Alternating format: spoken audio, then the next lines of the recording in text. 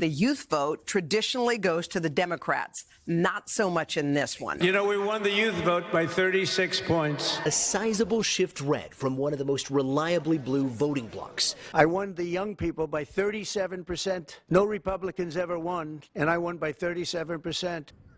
I'm here in Washington, D.C., the capital of the United States of America, but the United States don't seem that united anymore. In fact, they're deeply divided by difference in political beliefs, even amongst young voters. In the last presidential election, young Americans were almost split in half with their vote, and the Democrats were ahead of only 4 percentage points, one of the smallest in recent history.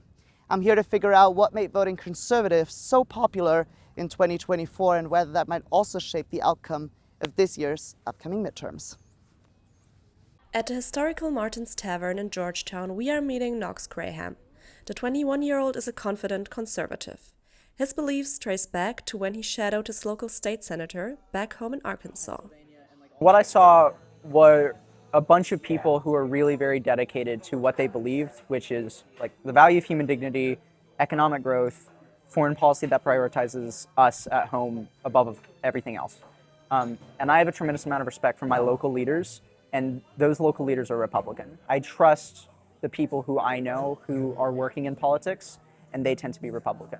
The main reason for him voting Republican in 2024 was the disdain of the economic policy of the last administration.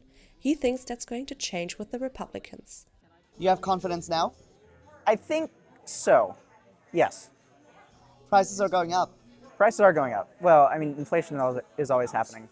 I think that it remains to be seen what's going to happen with Iran. Like, who knows what's going to happen? The prices were going up before Iran. In the future, prices were going up before Iran, but the rate at which prices were up were going down. Like, we can bring out charts and stuff, but that's beside the point.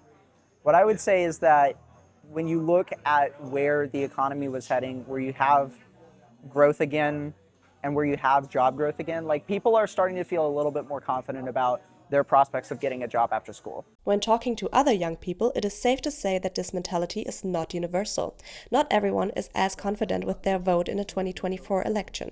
For example, Alexis Douglas. The 24-year-old master's student is a registered independent and has voted for both Biden in 2020 and Trump in 2024. Just days after Trump was inaugurated, she immediately regretted her vote. To be honest with you, after the first week of Trump being in office and signing so many executive orders, such as taking DEI initiatives, dismantling the Department of Education, and then, being more harsh on immigration policies, other things, I was just like, this is not what I voted for. I was hoping he was going to be more focused on his policy reform that he did during his first term for veterans and, the policy initiatives that I initially voted for, such as like criminal justice reform, but it just feels like it's more violent and it's becoming more get back based.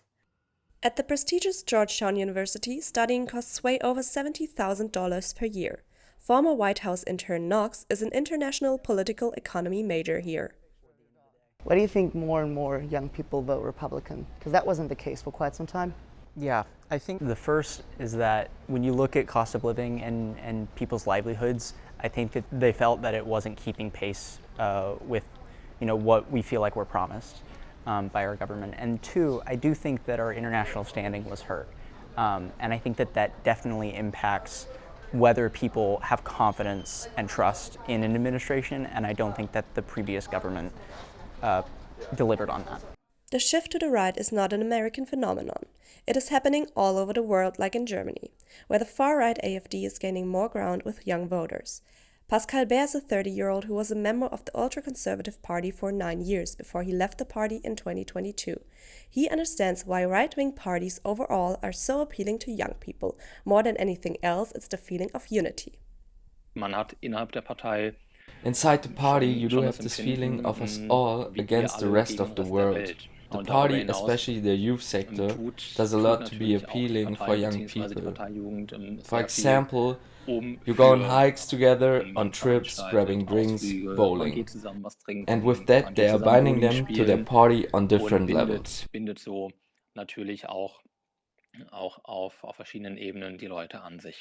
A feeling of unity and overall dissatisfaction with prior administrations can be seen as the core reason for the young people's shift to the right. But will this trend continue?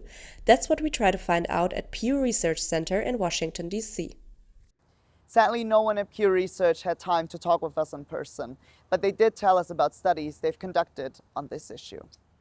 In 2024, U.S. adults aged 18 to 29 were almost evenly split between Republicans and Democrats. However, Pew Research suggests this trend may be shifting back towards the Democrats, although the lead remains small.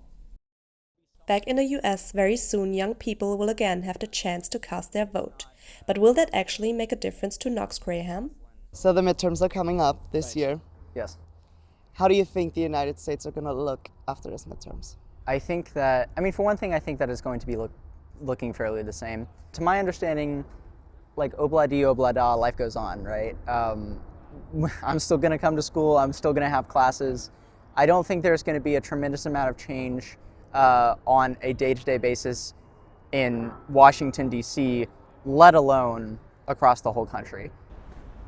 Both in the US and in Germany, elections are coming up, and young voters may decide where their parties are headed next.